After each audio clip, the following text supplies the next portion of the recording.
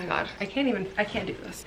Hey guys, welcome back to my channel. If you're new here, my name is Gabby. Welcome to whatever it is that we do here. Today I am in the Thoughts May Vary podcast studio, aka my apartment, aka the little nook that I have created for filming over here. What do we think about today's setup? I feel like this setup for the type of video that I'm going to be filming today, which is more Q&A, more sitting down and talking the whole time, I feel like this is cute. I feel like it's a nice aesthetic. I feel like we'll be sitting in that chair next to me and we're just talking and having a chat. I don't know. Today I wanted to film a Q&A. I asked you guys on Instagram to send me some questions. I was feeling ready to chit chat, ready to talk. So if you don't follow me on Instagram, definitely follow me there because it's where I post the most. It's where you can keep up with me the most, should that be something you are interested in doing. I feel like we should just get into the questions because you guys sent me so many questions about everything from relationships to work to life to style, fashion, music. So let's just jump right in and quit with the chit-chatting. So to start off the first question, I got a lot of dating app questions from you guys, which did not surprise me whatsoever. I've been really open about the fact that I met my boyfriend on Hinge, which is not something I thought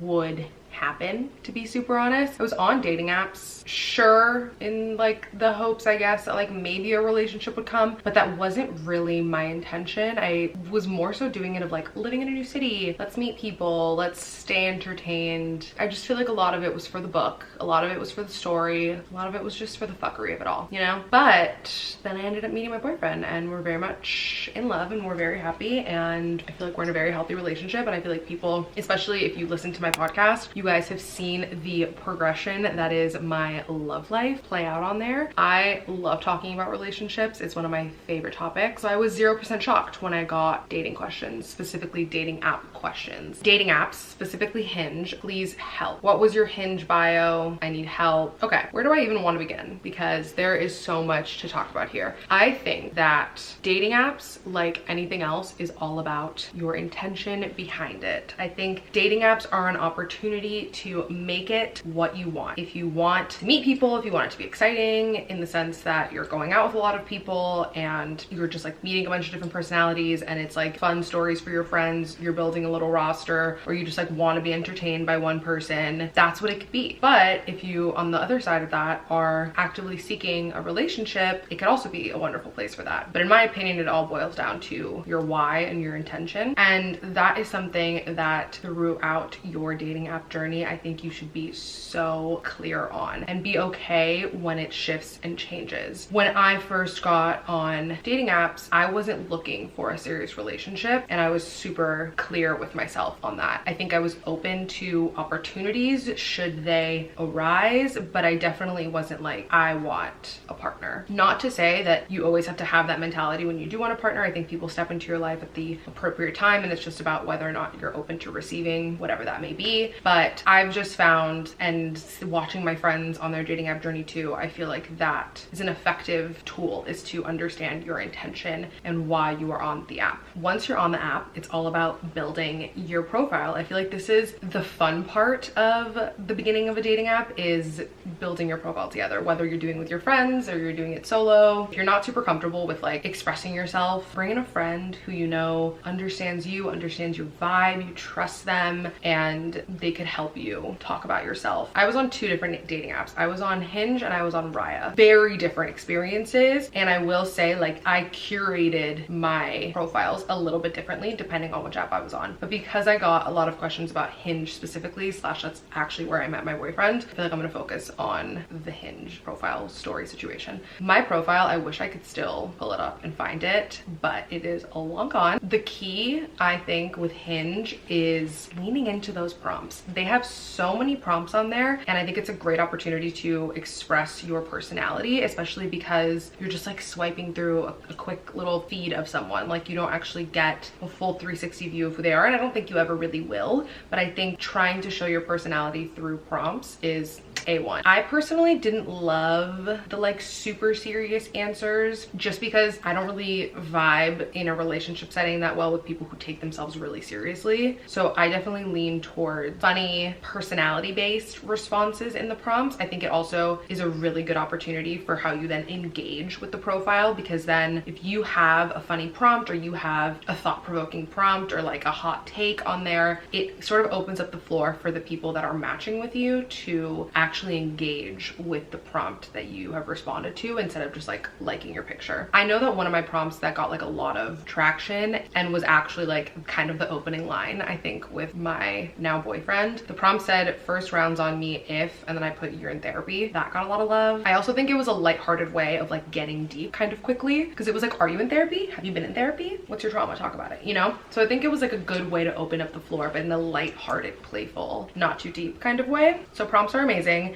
And then obviously the pictures that you are using to curate your profile. I think I had a good array of like, here's a really hot picture of me where it's like smizing moment. Here's a picture where I feel really beautiful, because I feel like sometimes there's a difference in my opinion of like when I feel really hot and when I feel really beautiful. So I definitely had like one of each. And then a couple of other like personality sort of pictures. If you want to throw in something funny, throw in something funny. I never really put like a meme or anything on mine, but that was just like me personally, but it could be funny. I would just put things that show your personality, show your range. I don't know. I feel so weird like telling somebody how to like present themselves, because I think it's such an individual thing. I guess what I want to get across when it comes to curating your dating profile is creating something that actually feels like you and something that you feel like represents you to the best that a dating app can, I guess, because at the end of the day it's still superficial. Oh yeah, don't post a bunch of pictures of you with friends.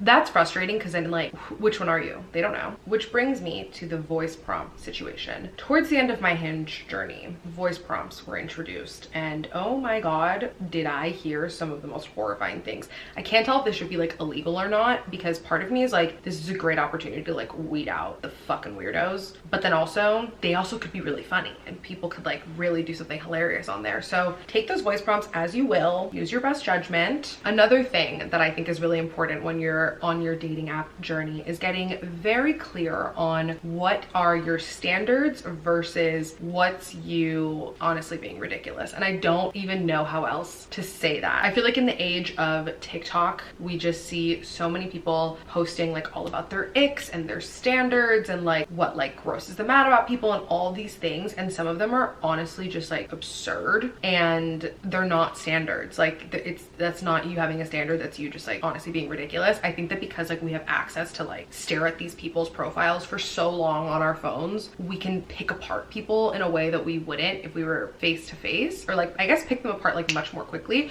which could be a good thing, but also I don't know, I just think it gets like tricky. Like I've had a friend who's like, I'm not going on a date with this guy because he owns a cat and men with cats freak me out. And I'm like, that's just, what are we doing here? Like that's silly. You know what I mean? Something else that I think is really important on here that I will reiterate all of the time, and it is usage. I think that so many people use dating apps like a game where you're just like constantly swiping and swiping and swiping and swiping. And I just don't think that our brains are meant to have that many options in front of them. I was interviewing somebody who told me that they had spoken to a therapist, and the therapist had recommended to them for every 7 swipes, go on at least 1 date. And I thought that that was a really interesting rule. Not that I followed it, but I think it's definitely something to keep in the back of your brain. The way that I was using dating apps, for example, was I would only heart people or only like accept people that had hearted me if I was like, I will go on a date with this person. Just off the bat from what I see on their profile. Like obviously if they say something like super fucking out of pocket, or like I learned some new information that I'm like, oh, absolutely not, then fine, I will go. But off the top, like I'll go on a date with you. I didn't go on a ton of dates just because I don't have the social battery to do that. I know that for some people, like they like the kind of like speed dating aspect of it. So I would just say like get comfortable with your usage and make sure that you're engaging with the dating app in a way that makes you feel comfortable, not the way that your friends might be doing it. Something else that I want to say, going back to the idea of we shouldn't have this many options in front of us, dating apps present the idea of the grass is greener scenario a lot more frequently, I've found, and that is a dangerous game as well. Kind of use that in tandem with the like don't doom scroll and like just swipe as a game.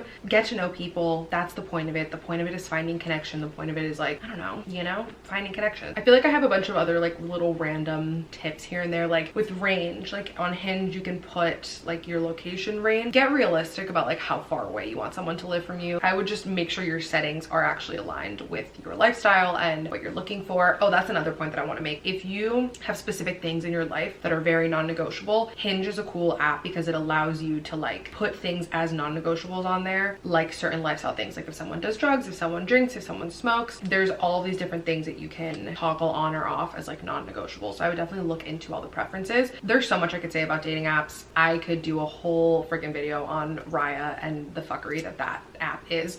But I think Hinge honestly is a great app. It obviously worked for me and for a lot of people that I know. So if I had to recommend any dating app, I would recommend Hinge. Shifting a little bit to career, what's your biggest career advice? I have 3 because I can never just say one thing. I would say number 1 is that proximity is key. Never underestimate the power of networking. The second thing that I would say is ask for what you want. Closed mouths do not get fed. People in your office are not mind readers. Your boss is not a mind reader. If you have quarterly check-ins or monthly check-ins, whatever your schedule is, actually use that time productively. Brag about yourself in a way that is thoughtful and professional and productive. And then also make sure that you're asking for what you want. I have gotten so many opportunities just because I raised my hand and they were like, oh, I didn't even know that you were interested in that. And then I got a really awesome opportunity that I would have never gotten if I didn't ask or speak up. The third piece of advice that I would say is that there is no one route to your end goal. Don't get caught up in other people's paths. Remember that. Remember your individuality. Try not to compare too much, etc, etc, etc. What is your favorite new artist that you discovered this year? I feel like I would say Omar Apollo. We love the Frank Ocean inspiration. Another relationship question. How do I trust someone in a relationship after I've been in a V toxic one? Let's readjust the seating for this because my friend, have you come to the right place? First thing that I would say is do yourself the favor of actually allowing yourself to heal. I'm not somebody who's like, you need X amount of time in between relationships to heal. I think that's a very personal decision, but definitely give yourself that space to work on your self-confidence, work on your self-love, work on the way that you talk to yourself, because that is all going to bleed into your next relationship, and you want to really set yourself up to be the best version of yourself in that current moment when you're getting into a new relationship. I want to highlight the fact though that we are never going to be completed projects, because if we're not growing and changing, we're just remaining stagnant or we're regressing, and I don't feel like that's just not a space that we want to be living in. I think a really good way to start working on that self-love or confidence is through journaling, through of course therapy and talking to experts, and really honing in on your intuition and learning to trust yourself, because that way you will be able to spot the bullshit much faster. And also on the flip side of that, be able to know when you are pushing somebody away or being paranoid or whatever it is because of your own past trauma. Because something that I always say and remind people of and remind myself of is that our trauma and our triggers are not somebody else's responsibility. That is ours, and it's on us to lean on others when we may need it and ask for help when we may need it, but to really do that internal work ourselves. For me, one of the most important things that I did in my relationship that allowed us to be in the place that we are was we both really committed to communicating. So I think the main thing that I would say is work on your intuition through working on your self-love and your confidence, having super open communication with your current partner about what your needs are, what your desires are, what your non-negotiables are, and also be with somebody who actually makes you feel good about yourself and inspires you to continue growing and working on yourself, and is down to have those uncomfortable conversations without making it about your previous partner. I hope that's helpful. I feel like that's just one of those like existential questions that of course there are things we can do, but I don't know, I always like point people back towards experts and therapy and asking for help. But yeah, somebody asked, need the boyfriend's astrological chart, please. Well, let's pull up the CoStar, shall we? I want to tell you that when him and I first started dating, I was like, add me on CoStar right now, senor. When I tell you that this has never happened to me before. So if you have CoStar, you can add people on there and you can look at your compatibility with somebody, and it rates it in like a smiley face, a like medium, whatever that middle face is called, and a sad face, neutral face, that's what it's called. And it's usually like a combination of all 3. 3. This man and I, full smiley faces, full fucking smiley faces. When I tell you that I sent that to everybody I fucking know, I'm pretty sure I posted it on Instagram. He posted it in a fucking photo dump on his Instagram, which I was like, okay, we love you. Okay, let's go to his chart. Let's go to his chart before I keep talking about how fucking obsessed I am with this person. So you know, if you're interested in astrology, I am a Taurus sun. I'm a Capricorn rising and I have an Aries moon. He is a Capricorn sun. He has a Gemini moon and he's a Leo rising. Okay, this is a cute question. Somebody said, brag. What are you proud of that you previously could have never imagined for yourself? I love this question. Thank you for asking it. I really like hearing people brag about themselves. One of the things that I'm the most proud of is honestly quitting the job that I had at the dream company that I've always wanted to work at. I never thought I would do something like that. I am a big plan girly and I also am a big perception girly and didn't want to disappoint people, didn't want to disappoint my family, didn't want to disappoint my boss, didn't want to disappoint my colleagues or coworkers that like had expectations for me, and didn't want to be perceived as like she works at a great magazine at a cool company and has a good job, but now she's choosing to leave that to be a freelancer. Like, great, we're never gonna hear from this girl again. Like, a way to take a step backwards. That's kind of what my internal dialogue was when I was deciding to leave, and I really quickly realized that that was just not what I needed to be listening to. But I'm definitely proud of myself that I took that leap and that chance and believed in myself. That has lended itself to me just being so much more open to opportunities that present themselves to me, where I've been able to deviate from the plan in a way and remember that no path is linear. That has definitely been a very big learning curve throughout this process of being a freelancer, which I'm really happy about and really excited about. What is your fashion inspo? I am really over not dressing for my body slash not actually wearing things that make me feel good. I've just accepted in my 26 years that I am a simple girl when it comes to what I wear. Simple girl, great accessories, that's the vibe. Jeans, tee, leather jacket, some good hoops, a great bag, great rings. Like that's my energy. For the sake of sounding like every other fucking bitch on the internet, love Hailey Bieber. It is what it is. She's got great style, very simple, chic, but cool, elevated. I also love Sophia Richie. I think that Sophia Richie is like the, if I had all the money in the world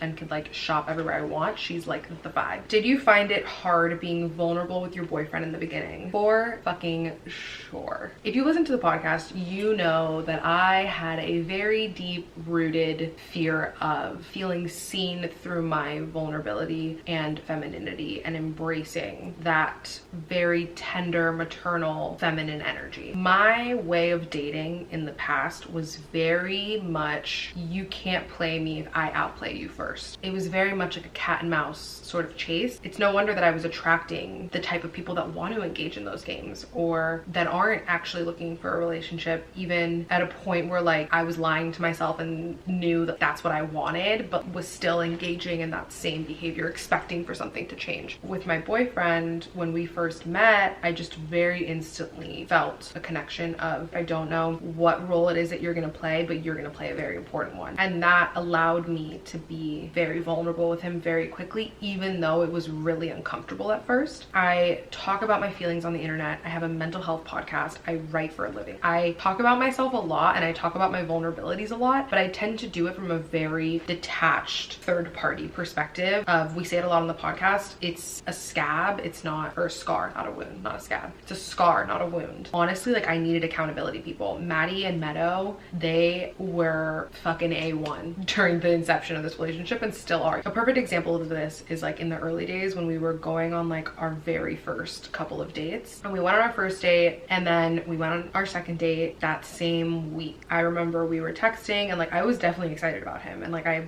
was into him, but I was like, I want him to chase me. I want him to chase a little bit more. I think it's definitely important to let yourself be chased, but lean in when it's the time to lean in. I'm on my end like bitching to Maddie and Meadow, being like, he wants to ask me out on the third date, which he already had, by the way, he just hadn't followed up to plan it. I'm like, if he wants to plan it, if he wants to ask me out, he can do it. He has my number, he can fucking text me. And then Maddie's like, he already asked you. You need to now lean in a little bit, allow yourself to be a little vulnerable and be like, okay, like when should we do this? When should we plan it? And on his end, he's like, this girl is not into me. I should fucking step back and not be texting her because no one's that busy that that they can't respond to a text in 24 hours. Come on now. I definitely needed that accountability person in Maddie and in Meadow to remind me, do not let your past experiences close you off and harden you, because it's not who you are in your true self. And that is why you've attracted people who are not good for you and who you don't feel seen by and you don't feel safe with and you don't feel vulnerable with. So lean into who you are. And that is the advice that I want to give to anyone watching and listening, is lean into your vulnerability if you feel safe with that person, even if it feels uncomfortable and sticky and like making your skin crawl. If you feel safe to do so, do it, because I promise you, if you're both matching each other's energy in that way, you're only going to move forward, and it's going to be a beautiful lesson no matter what happens. Going back to what I was saying earlier about trusting your intuition, this is where I think it comes into with vulnerability. My intuition, and I felt like my picker was like very strong and very clear, and so I knew very quickly that I did feel very safe with him, and that I knew that he was providing that space for me to be open and honest and vulnerable, and I knew that he would be receptive, and I knew that he would reciprocate. Not because I knew it for certain, but I had that feeling. Not only was he telling me, but he was showing me that he was also open and amenable to doing that. Make sure that you trust yourself more than anything, because that will allow you to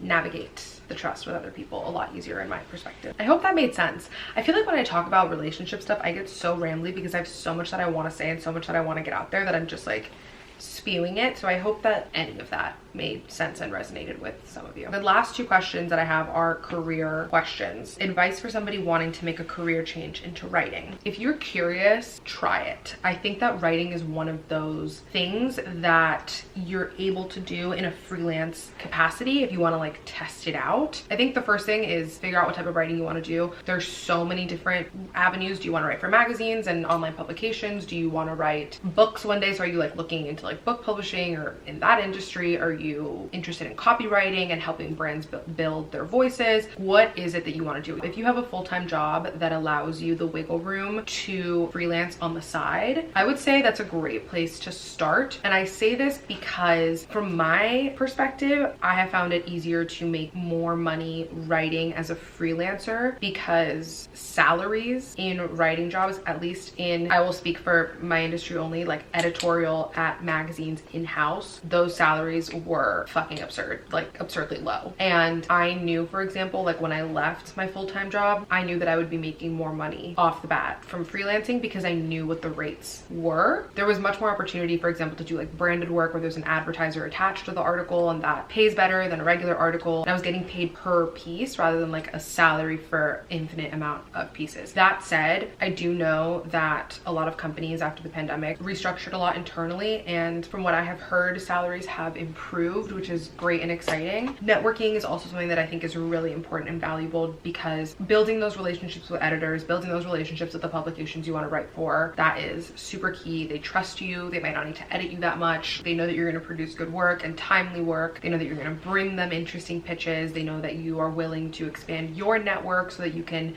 bring in those stories. They know that you have your finger on the pulse. All of those things, like building a network, is super valuable and super important. And then also I would say don't overlook non-traditional opportunities. Right now, I feel like more than ever, brands and companies are really leaning into the power of storytelling and understanding that people don't buy your product, they don't buy your what, they buy your why. That's a great TED Talk by Simon Sinek. If anybody's interested in watching it, if you haven't already, I'll link it below. So there's so much more opportunity for you to be working on the brand side, because they also have a blog that they need writers for, or they need help managing. So that's also an opportunity. Or copywriting could be so much more exciting because you're helping build that brand voice and you're helping them tell that story. So definitely don't overlook non-traditional avenues. There's so many different ways to storytell. There's so many different ways to write. And I would really encourage you, if you're curious, try it. It's fun. I love it. Last question, because I feel like this video is going to be very long. How did you get into the freelance side of writing? Fave publication to write for? So the way that I got into freelancing, I was working full-time as the assistant to editor-in-chief at Architectural Digest. I was working there for 2 years. I had already built up my byline because I was writing for the publication both online and print while I was there. But for my previous internships, I had also written for some other magazines. And when I had graduated college, before I got my full-time job, I was freelancing a bit for places like the the Times and other magazines here and there. Immediately when I went freelance, I started reaching out to editors that I really admire, that I like the publications that they work for. I got really familiar with who was on what beat at what magazine, and that way I could pitch appropriate stories to the appropriate editors. I also got pretty good at